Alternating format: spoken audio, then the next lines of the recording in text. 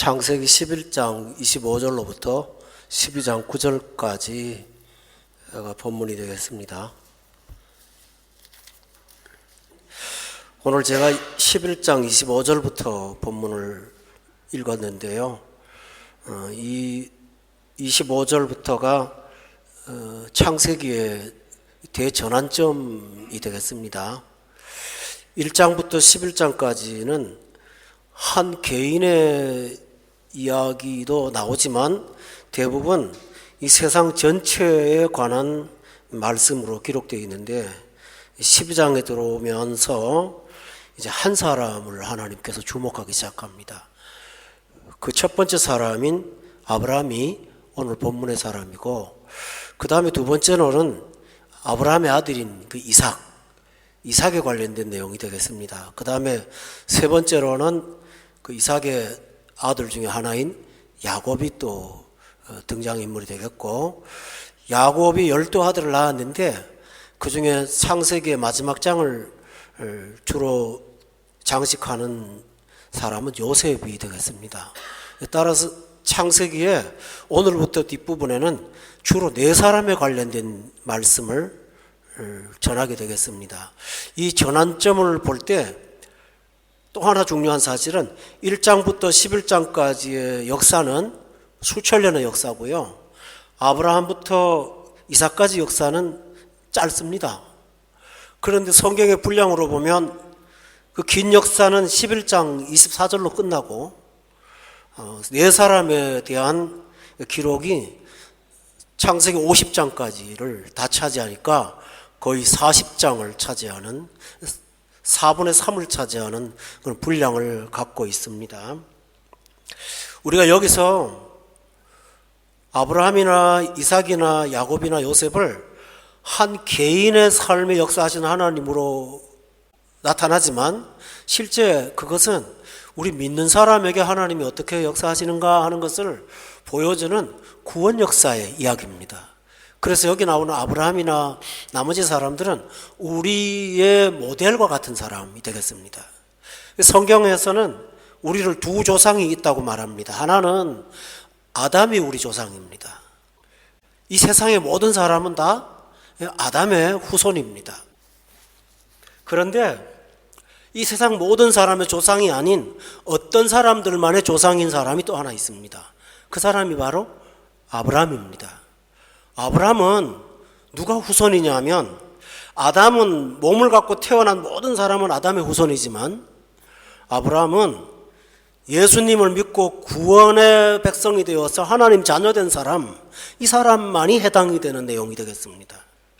근데 중요한 것은 아담이 물려준 유전은 죄성이고 부패고 타락입니다. 그래서 아담이 물려준 것은 혈육밖에는 사실은 없습니다.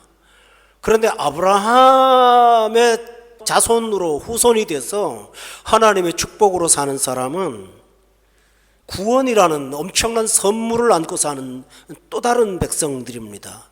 그래서 이 세상에는 바로 이 두 종류의 사람들이 살고 있다는 사실을 여러분이 먼저 분별하셔야 되겠습니다. 우리는 누구일까요? 하나님의 자녀로서 아브라함의 후손으로 부름받은 바로 우리가 아브라함의 후손이라는 사실을 성경이 깨우쳐 줍니다. 그래서 오늘부터 말씀을 전하는 이 11장부터 25장까지에 나오는 이 아브라함의 얘기는 구원, 그리고 성화, 또 나가서 마침내 영화로운 삶까지 이뤄가는 구원의 전 과정이 기록되어 있고, 그 속에서 하나님이 우리를 매 순간 어떻게 동행하시고 다루는가를 하나하나 살펴볼 수 있는 게 아브라함의 생애입니다. 그래서 오늘은 그 첫 번째로 아브라함이 어떻게 하나님의 사람이 될 수 있었던가라는 것부터 시작을 하겠습니다. 그것이 우리 얘기입니다. 11장 1절에 보면 온 땅에 그 당시의 사람들이 다 등장을 하는데, 10절에 보면 그 많은 사람들 가운데 하나님이 그 노아의 아들 중에 첫째 아들인 셈의 족보만 따로 말씀을 하고 있습니다.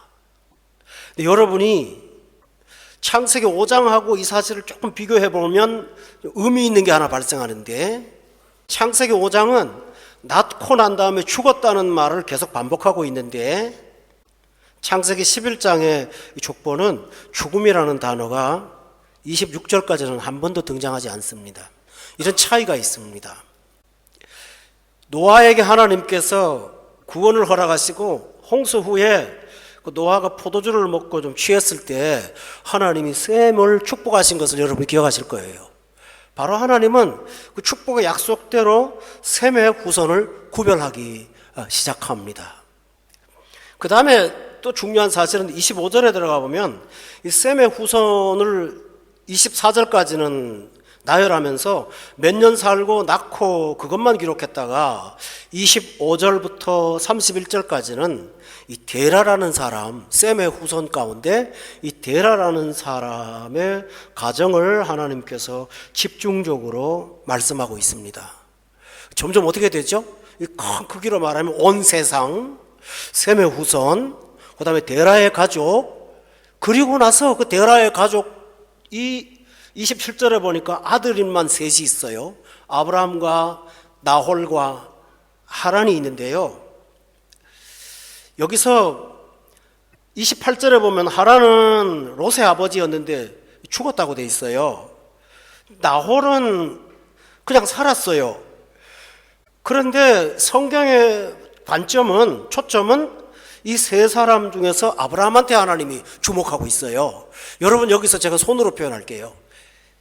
큰 세상, 홍수로 멸망시키고 새로 만들었지만 하나님을 실망시키는 또 세상, 이 바벨탑 사건에서 우리가 이 세상이 죄가 반복되는 것을 발견하는데 하나님이 거기서 약속대로 셈의 후손들을 구별하기 시작하시고, 그 셈의 후손 중에 데라의 가정을 구별하기 시작하시면서 그 삼형제 가운데 하나님이 아브라함에게, 한 사람에게 관심을 갖기 시작하는 것, 이것이 구원입니다. 여러분, 예수 믿는 거 밖에 나가면 믿는 사람들 참 많죠.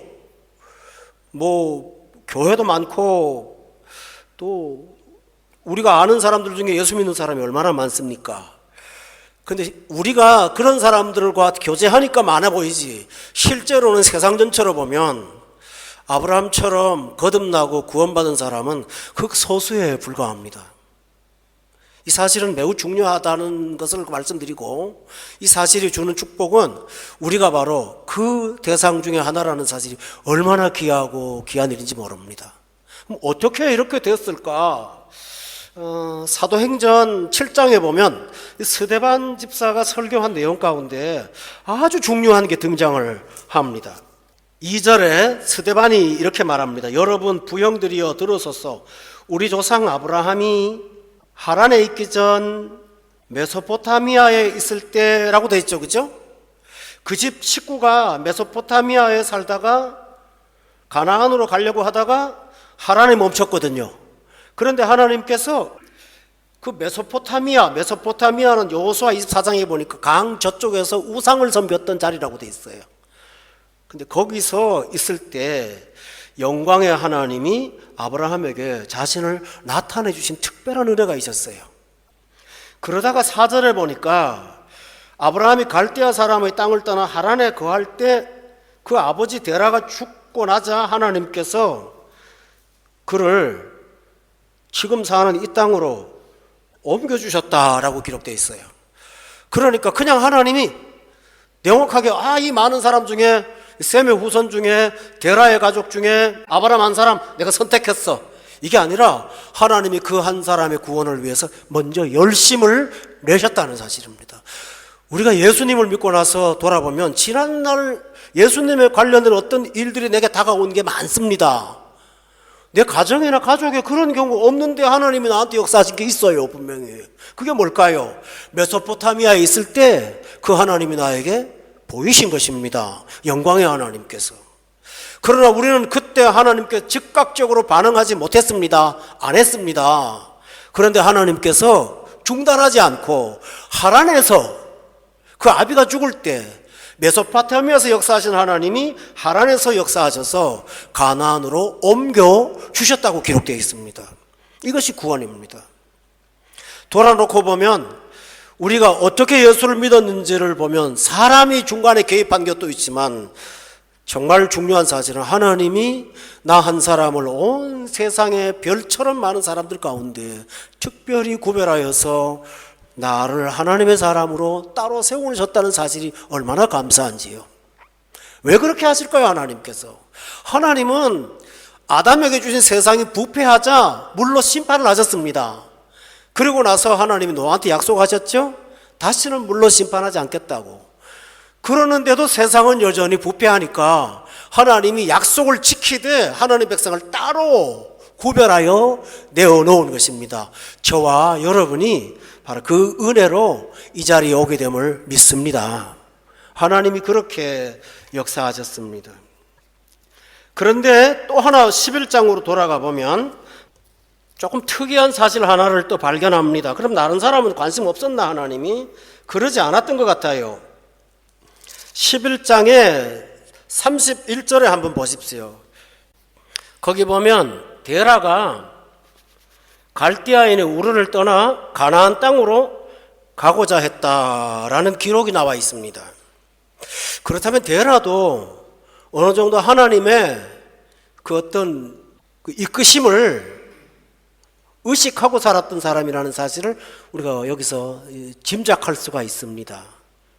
그런데 그는 가고자 했을 뿐이지 하란에 이르렀을 때는 그냥 거기에 머물렀습니다. 아브라함도 똑같은 사람이었습니다. 그런데 하나님이 그 중에 아브라함을 구별하여 세우셨고 그 하나님의 부르심에 아브라함이 응답을 한 것입니다. 여러분, 이것이 굉장히 중요합니다. 모든 가족도 있고 여러 사람도 있는데 하나님이 말씀을 하셨습니다. 그런데 신기하게 내가 반응하고 하나님의 말씀에 부름을 따라서 순종을 하여 이 자리에 오게 된 것입니다. 일방적인 하나님의 일뿐만 아니라 나에게도 순종케 하시는 은혜를 주셔서 이 자리까지 오게 하셨다면 오늘 우리가 예수 믿은 것이 이 세상의 어떤 것과도 비교할 수 없는 큰 은혜라는 사실을 다시 한번 우리가 감사할 수밖에 없습니다. 이것이 은혜입니다. 할렐루야. 이게 얼마나 귀한지요. 또 하나 사실은 아브라함의 가족 중에서 어떤 면에서는 아브라함이 가장 약자였습니다. 여러분, 그 하란이라는 사람은 죽었지만 조카 롯을 낳지 않았습니까? 그 다음에 나홀은 장가를 들어서 자녀를 많이 낳았지 않았습니까? 그런데 30절에 보니까 사례는 임신도 못하고 자식도 없었다라고 기록되어 있습니다. 여러분, 11장에서 임신하지 못해서 대를 못 이룬 사람은 딱 하나, 이 사람입니다. 그런데 하나님께서 그를 하나님의 백성으로 구별하셨습니다. 여러분들은 뒷부분을 아시기에 제가 이 말씀을 드릴 때 깨닫는 게 하나 있습니다. 그 부족한 부분이 부족으로 끝나지 않고 하나님의 사람을 만드는 귀한 성화의 수단이 되었다는 사실을 믿으십니까? 다른 사람이 가진 건 내가 못 가졌는데 그것이 은혜가 돼서 구원의 사람으로 바뀌게 된 그런 큰 은혜가 되었습니다. 그 하나님께서 그렇게 하셔서 그 약점을 가진 아브라함을 불러서 하나님이 그를 하나님의 사람으로 세우셨습니다. 그리고 하나님께서 그에게 하신 일이 있습니다. 굉장히 중요한 내용인데요. 갈라디아서 3장 8절을 한번 보겠습니다. 창세기에는 이 내용이 생략이 되어 있어요. 그런데 갈라디아서 3장에 보면 8절 말씀에 다 같이 이 말씀을 읽겠습니다. 읽어봅시다. 시작. 이방을 믿음으로 말미암아 의로 정하실 것을 성경에 미리 알고 먼저 아브라함에게 복음을 전하되 모든 이방인이 너로 말미암아 복을 받으리라 하였느니라. 여러분, 여기서 아브라함에게 하나님이 먼저 하신 일이 뭔가요? 복음을 전하셨습니다. 참 중요합니다. 우리가 성경을 잘 모를 때는 구약 시대 사람들은 어떻게 예수를 믿고 구원받았지? 하고 의아할 때가 많은데 오늘 본문을 보니까 명확하게 드러납니다. 구약 성경 성도들도 동일하게 복음을 듣고 예수를 믿어서 구원을 받았습니다. 여러분, 이 복음을 전했을 때 아브라함이 보인 반응이 로마서 4장에 나오거든요. 우리 한번 찾아보겠습니다. 로마서 4장에 보면 아브라함이 그 반응을 했어요. 그 반응이 뭐냐 하면 3절에 보세요. 다 같이 읽어볼까요? 시작. 무엇을 말하느냐? 아브라함이 하나님을 믿음이 그것이 그에게 의로 여겨진 바 되었다. 아브라함이 복음을 전하시는 하나님을 믿었어요. 근데 2절에 보니까 어떤 내용이 나오냐면은 아브라함이 행위로서 의롭다 하심을 받았으면 자랑할 것이 있지만 하나님 앞에서는 없는 사람이었어요. 4절에 보면 일하는 자에게는 그 삭시 은혜로 여겨지지 아니하고 보수로 여겨지지만 5절에 보니까 일을 아니할지라도 경건하지 아니한 자, 의롭다 하시는 이를 믿는 자, 바로 아브라함이 그 믿음이었어요. 그러니까 내가 잘나서 구원받는 것이 아니라 나 때문에 예수님이 나의 죄를 감당하시고 죽으신 것을 믿는 그 믿음으로 아브라함이 하나님 부르실 때 그 믿음을 가지고 주님 앞에 나와서 구원을 받은 사람이라는 사실이 성경에 기록되어 있어요. 여러분, 좀 더 명확하고 좀 더 분명한 성경이 요한복음에 나오는데요. 요한복음 8장에 56절에 나옵니다. 거기도 굉장히 중요해서 다 같이 읽겠습니다. 시작. 아브라함은 나의 때 볼 것을 즐거워하다가 보고 기뻐하였느니라. 바로 복음의 핵심이 예수님 아닙니까? 아브라함이 예수님을 알았다는 것입니다. 유대인들은 이 말을 듣고 너무 어이가 없어 했습니다. 그래서 57절에 보니까 아직 50대도 못 되었는데 아브라함을 보았느냐 물으니까 58절 예수님이 이렇게 말합니다. 진실로 진실로 너희에게 이르노니 아브라함이 나기 전에 내가 있느니라 라고 말씀하셔서 아브라함이 예수님 믿고 구원받은 사람임을 깨우쳐주고 있습니다. 여러분, 적용을 합니다. 우리가 어떻게 구원받았습니까? 부르셨을 때 복음을 듣고 죄인됨을 고백하고 예수님이 십자가가 필요함을 인정하고 예수님을 구세주로 영접하여 하나님의 자녀가 된 것입니다. 그러므로 이렇게 구원을 이룬 사람이 바로 아브라함의 후손입니다. 여러분, 왜 그럴까요?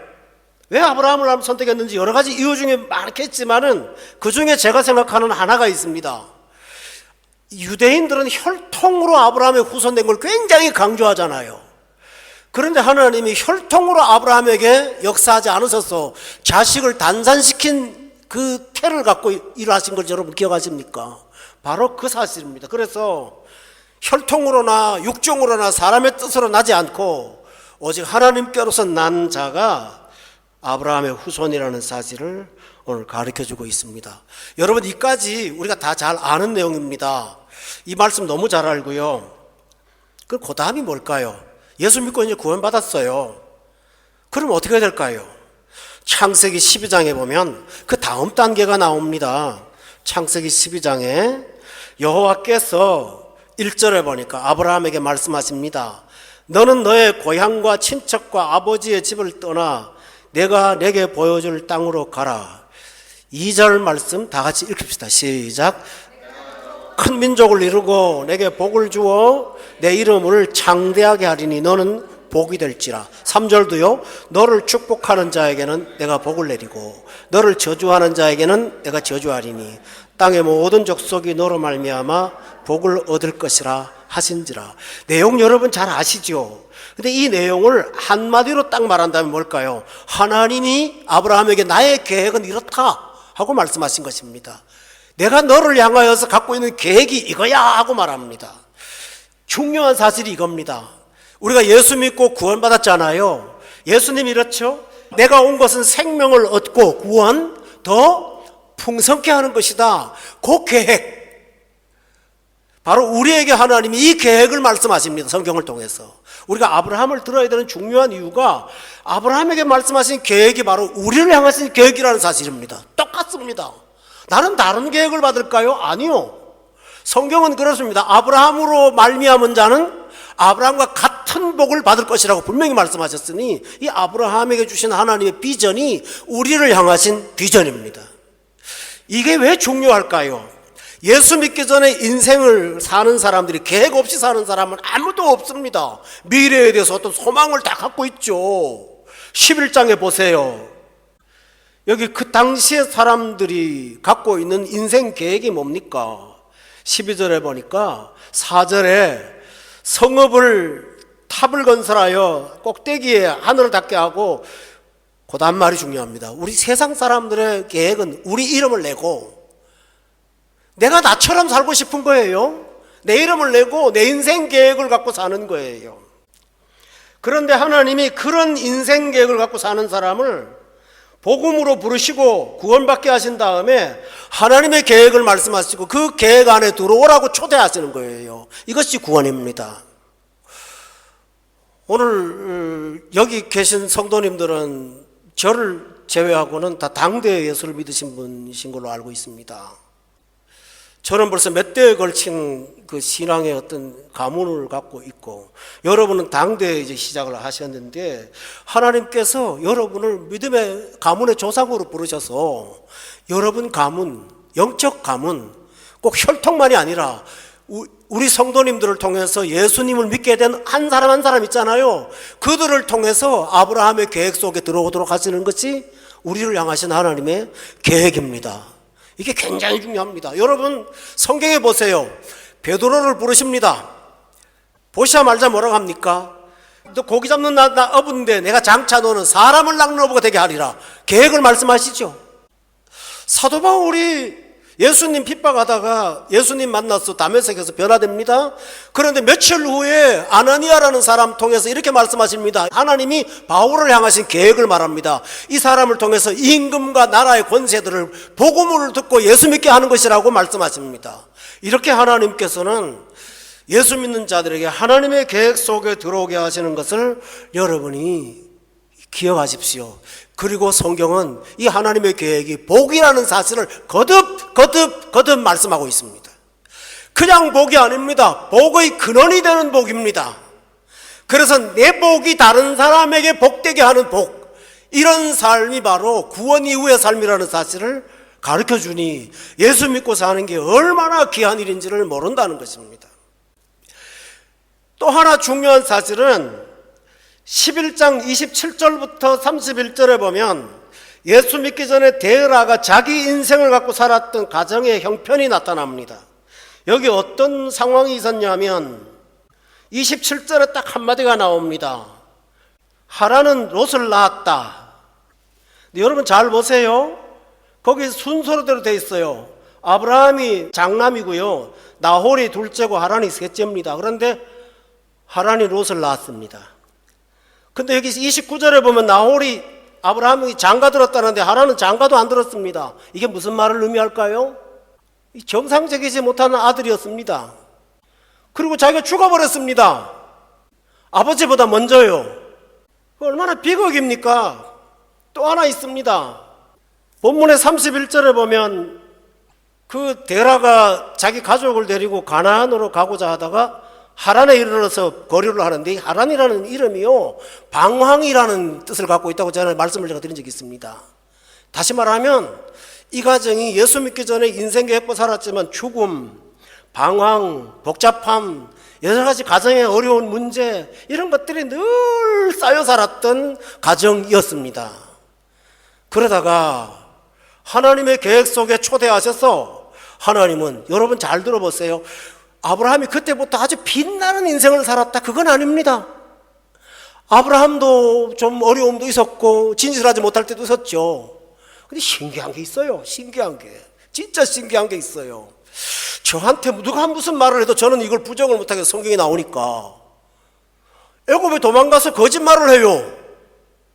그런데 금은 보화를 주면서 가라고 해서 부자가 돼서 나와요. 뭐라고 설명을 하려요, 여러분들이요? 설명이 안 돼요. 아브라함의 삶은. 그렇다고 우리가 부도덕하게 살아라는 것은 아니에요. 하나님께서 그를 만들어 가세요. 그렇지만 그럼에도 불구하고의 은혜가 데라의 가정에 있을 때하고 전혀 다른 삶의 방식이 아브라함의 가정에 있었다는 것을 여러분이 보시지요. 이것이 하나님의 계획 속에 들어간 사람의 삶입니다. 하나님의 계획 안에 들어오도록 하나님께서 초대하셨습니다. 복음을 듣고 예수 믿었습니다. 아브라함한테 그렇게 복 주시겠다고 말했는데 선제 조건을 말씀하십니다. 1절에 나옵니다. 여러분 잘 아시는 내용이죠. 읽어볼까요? 시작. 아브라함에게 이르시되 너는 너의 고향과 친척과 아버지의 집을 떠나 내가 내게 보여줄 땅으로 가라고 명령하십니다. 아니 예수 믿어서 이제 하나님의 백성이 되었는데 이게 왜 그렇게 중요합니까? 여기서 구원의 특성이 나타납니다. 하나님은 하나님의 백성으로 아브라함을 분류하셨습니다. 혈육이 아닙니다. 고향은 우상을 섬기는 동네입니다. 아니 우상을 만들어 파는 그런 제조 동네입니다. 그게 산업이 된 동네입니다. 그 안에서 살 수가 없습니다. 그 영향에 살다 보면 우상을 섬기는 그런 문화와 결별할 수가 없습니다. 하나님께서 결단하게 하시는 것입니다. 그런데 떠날 때 문제가 있습니다. 본문 4절에 보면 아버님 나이가 75살입니다. 이제 인생을 변환시키기에 너무 늦은 나이입니다. 새로운 출발하기에는 이게 지금 때가 늦은 것입니다. 또 하나 있습니다. 하나님이 가라고 말하는데 보여줄 땅이라고 말하지 구체적으로 몇 킬로를 가서 어디에 가서 가라고 말씀을 안 하십니다. 그래서 성경에 보면 여러분 아시죠? 아브라함이 땅으로 나갈 때 지시하실 땅으로 갈 때 갈 바를 알지 못하고 갔습니다. 어떤 신학자가 이런 말을 했어요. 참 은혜가 되대요. 하나님이 어디를 간다고 설명을 해주지 않았지만 하나님은 함께 가셨다. 아브라함은 어디를 가는지 확인을 못했지만 그보다 중요한 것은 나와 함께 가시는 하나님을 믿었다. 이렇게 기록되어 있습니다. 바로 우리 인생이 그렇습니다. 하나님의 계획은 분명히 있습니다. 그리고 눈앞의 것을 가르쳐주지 않습니다. 어떨 때는 어려움도 있습니다. 그러나 여러분과 제가 믿어야 될 게 뭔지 압니까? 나와 함께 하시는 하나님을 믿는 것입니다. 상황을 믿는 게 아닙니다. 우리가 신앙생활하면서 하나님의 계획 속에 살면서 잘 안 되고 어그러질 때 낙담할 때가 많지 않습니까? 그때 여러분이 붙잡을 것은 하나님의 지으시고 경영하실 터가 있는 본향, 하나님이 원하시는 하나님의 계획 속에 있다는 사실을 한 가지를 믿고 합력하여 손을 이루시는 하나님이 나와 함께 동행하심을 믿으시기를 바랍니다. 이게 신앙입니다. 그래서 아브라함은 본문 4절에 보니까 이해라는 말이 참 중요한 말입니다. 이해라는 말은 반응이죠, 그죠? 부르심에 반응한 아브라함이 하나님의 계획하심도 반응을 해서 여호와의 말씀을 따라갔다고 기록되어 있습니다. 여러분, 이게 예수 믿는 사람입니다. 예수 믿는 사람은 하나님의 계획을 수용하고 그 말씀을 따라 사는 사람입니다. 전에는 내가 좋다고 여기는 바를 따랐고 내 마음이 원하는 바를 따랐고 세상 사람들이 인정하는 바를 따라 살았지만 이제는 그것이 아무리 설득력 있게 들려올지라도 하나님의 말씀을 붙잡고 사는 것이 우리 삶이 걸어가는 삶의 방식임을 우리가 확실히 굳건하게 하시기를 바랍니다. 이것이 신앙입니다.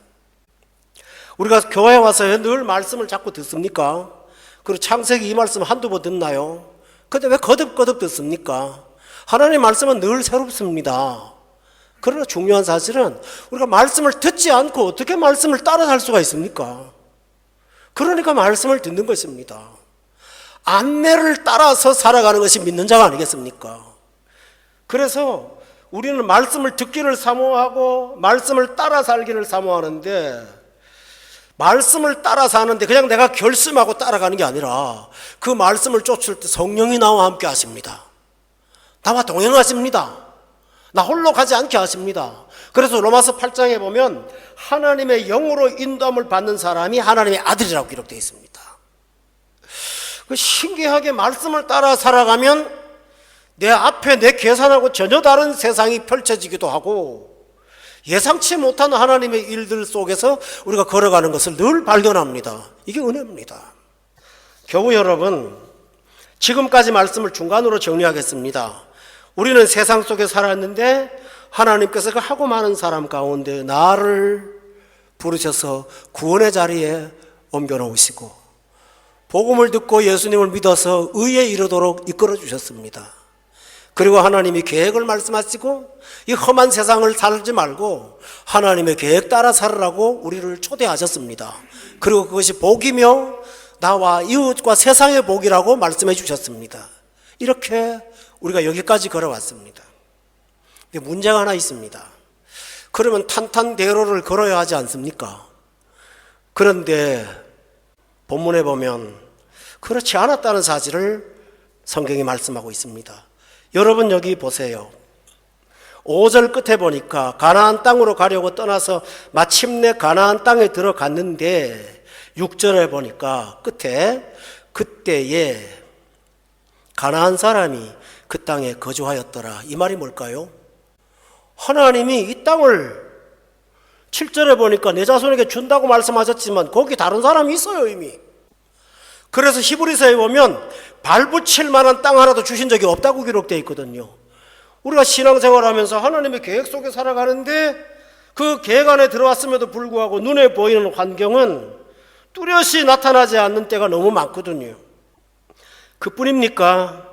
가나안을 하나님이 약속의 땅으로 주셨다고 말씀하셨는데 12장 10절에 보니까 그 땅에도 기근이 들었다고 기록되어 있습니다. 도대체 하나님이 부르시면 환한 미래가 열리는 것 같은데 왜 이렇게 기근도 있고 내가 발붙일 만한 땅 하나도 없고 이렇게 어려워야 하는가?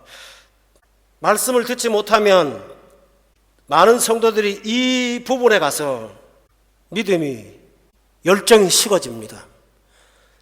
예수 믿는 것이 좋거든요. 그래도요. 믿음의 삶이라는 걸 이제 없어서는 안 될 거로 인정합니다. 그러나 하나님께 별로 기대하지 않습니다. 그리고 여전히 과거에 썼던 세상의 수단과 방법으로 내 이름을 위해 살아가는 상식으로 이중의 사고를 갖고 살게 되는 것이 신자의 특성입니다. 그런데 아브라함은 좀 달랐습니다. 어떻게 달랐습니까? 여러분 7절에 보세요. 그가 먼저 한 일이 뭔가요? 실망이 아닙니다. 그가 먼저 한 일은 하나님 앞에 예배하는 거였습니다. 우리가 로마서에 보면 아브라함이 하나님을 믿었다고 기록되어 있습니다. 그런 환경을 믿은 사람이 아니었습니다. 지금 나타난 현실을 나는 이해할 수 없어도 내가 할 일은 나를 불러서 구원을 이루게 하신 하나님을 예배하는 것이라고 그는 믿었습니다. 왜 예배할까요? 여러분 경험으로 아는 게 있어요. 우리가 한 주간 살면서 마음이 약해졌다가 주일날 와서 말씀 듣고 예배드리고 성도들과 교제하다 보면 옅어져요. 그 걱정이. 그리고 다시 힘이 나죠. 예배에 힘이 있습니다. 주님의 제단 앞에 가서 내 마음을 쏟아놓고 앉아있는데 신기하게 그렇게 큰 문제가 되었던 마음의 무거운 것들이 가벼워지기 시작할 때가 얼마나 많습니까? 예배는 그럼에도 불구하고 예배지만 그럼에도 불구하고 주는 은혜를 주시는 것이 있습니다. 아브라함이 바로 그 예배를 붙잡았습니다. 그래서 로마서 4장에 보면 17절에 보면 아브라함이 예배를 통해서 믿는 것들이 있습니다. 끝에 하나님은 죽은 자를 살리시며 참 귀한 말씀이 없는 것을 있는 것으로 부르시는 분이라고 그걸 믿었습니다. 또 18절에 보니까 말씀을 믿었습니다. 19절에 보니까 믿음이 약해지지도 않고 20절에 보니까 믿음이 더욱 견고해지고 그래서 하나님께 영광을 돌렸고 이렇게 예배를 통해서 더욱더 믿음이 커져갔습니다. 믿음이 뜨거워져 갔습니다. 근데 여러분이 여기서 예배라는 표현을 안 쓰고 제단이라는 표현을 쓰는 것을 여러분이 주목하셔야 됩니다. 왜 제단일까요? 제사 드릴 때 쓰는 게 제단이잖아요. 그렇다면 이 제사는 무엇을 의미할까요? 그것은 십자가의 구원을 의미하는 것이므로 아브라함이 그 세상 속에 살아가면서 늘 하나님 앞에 예배하는 삶을 살았습니다. 무엇보다 그는 8절에 보니까 동쪽은 아이라 그가 그곳에서 여호와께 제단을 쌓고 여호와의 이름을 여전히 불렀다고 말하고 있습니다. 여러분, 여기 중요한 사실은 그는 기대했던 환경을 쳐다보면서 낙담하지 않고, 여기 중요한 사실이요, 여기 나옵니다. 7절에 보니까 그때는 예배당이 따로 있지도 않았습니다. 구별된 장소가 있지도 않았습니다. 그렇지만 아브라함은 어느 곳을 정했습니다. 그게 어딘가요? 자기에게 나타나신 여호와께 그가 그곳에서 제단을 쌓았습니다. 여러분, 이것이 뭘까요? 그는 예배하면서 자기 마음을 쏟아놓는 것보다 중요한 것이 하나님과 만나는 것, 하나님의 임재를 체험하는 것. 이 험난한 세상, 기근과 가난한 사람들이 사는 이 복잡한 삶 속에서 여전히 하나님의 임재를 사모하며 그 하나님과 동행하는 것을 더욱 기뻐했던 사람, 이것이 바로 아브라함의 삶이었습니다. 오늘 저는 여기서 말씀을 마치겠습니다. 아까 중간 정리를 했는데요, 하나님의 계획이 있다고 그랬죠. 그 계획에 들어오려면 우리의 지난 날들을 끊어야 됩니다. 그리고 그 안에 들어왔을 때 주어지는 결과가 당장에 나타나지 않습니다. 그러나 여러분, 기억하실 일이 있습니다. 내가 생각하는 결과와 하나님의 결과가 다르다는 것입니다. 내가 생각하는 보상과 하나님이 생각하는 보상이 같지 않다는 것입니다. 우리가 이 세상에서 하나님이 주는 영광을 다 보지를 못하니까 이 세상 것이 제일 가치 있는 거로 여기는 바가 있습니다. 그래서 그게 안 되면 낙담하지 않습니까? 그러나 하나님은 아브라함이 상상하지 못하는 큰 것을 준비하고 있다는 사실을 믿었습니까? 그래서 아브라함하고 조카 롯이 다음 시간에 듣는 말씀이 그거죠. 서로 분쟁이 일어납니다. 그리고 아브라함이 포기를 하고 양보를 다 해요. 그래서 아브라함은 참 척박한 땅에 가서 겨우 양을 키워야 되는 입장이 됐는데, 하나님이 그때 나타나셔서 보여주신 게 두 가지입니다. 하늘의 별을 봐라. 네 자손을 이처럼 많게 할 거야. 땅만 보고 살던 그에게 하늘의 무한한 것을 보여주면서 너의 복이 여기 있다고 말씀하시고, 걸어보아라. 동서남북을 걸어보아라. 아무리 걸어봤자 사람이 걷는 게 한계가 있지 않습니까? 다 너에게 주리라. 걸어도 다 못 가는 그 큰 땅들을 너에게 주라고 하시면서, 하나님이 허락하신 약속과 축복은 내가 생각하는 사이즈와는 전혀 다르다는 것을 말씀하셨습니다. 교우 여러분, 아브라함이 받은 큰 복이 무엇입니까? 우리가 바로 아브라함의 복입니다. 그래서 누가복음에 보면 거지 나사로가 죽어서 천국에 올라갔을 때 그를 품에 안은 자가 아브라함이라고 기록된 것을 여러분 기억하시지요? 바로 그것입니다. 하나님은 우리를 이 땅에서 삶으로만 끝나지 않고 우리를 영생으로 이끌고 계신다는 사실을 여러분이 믿고 하루하루 하나님 꼭 손잡고 예배 때마다 하나님 임재를 사모하면서 주님과 동행하는 여러분 모두가 되시기를 예수님의 이름으로 축원합니다. 기도하겠습니다.